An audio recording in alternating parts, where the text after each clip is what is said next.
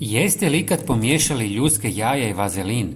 Nećete vjerovati koliko je učinkovito. Pripremite se za trik koji će vas iznenaditi na najljepši način i možda čak promijeniti vaš odnos prema otpadcima. Ljudske jaja bogate su kalcijem i mineralima, a najbolje od svega možete ih besplatno dobiti u restoranima jer ih oni obično bacaju u smeće. Trebaju vam oprane i osušene ljuske od jaja. Prvo ih sameljemo u mlincu za kavu kako bi dobili fini prah. Dovoljna je jedna ljuska. Ovaj korak je ključan za savršen rezultat, pa nemojte žuriti. Prijatelji, da li bacate ljuske jaja ili ih koristite za nešto drugo? Ljuske su također odlične i kao gnojivo za biljke. Ja ih koristim u vrtu već godinama.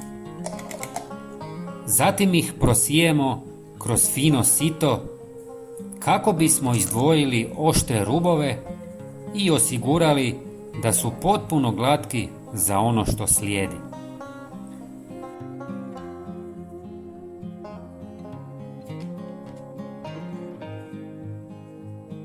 Sada u novu posudu dodajemo malo vazelina iz tube jer se tako lakše vadi van.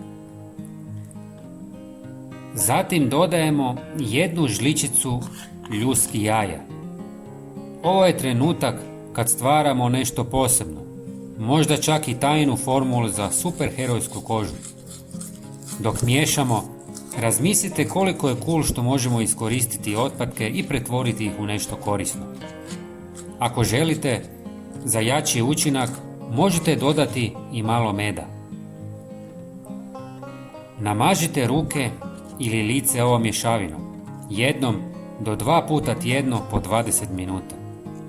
Usitnjene ljuske jaja pomažu u blagom pilingu kože, uklanjajući mrtve stanice i potiču njenu obnovu. Vazelin stvara zaštitni sloj koji sprječava gubitak vlage i održava kožu mekom i glatkom. Med je prirodni humektant, što znači da privlači i zadržava vlagu u koži, čineći je hidratiziranom i mekanom.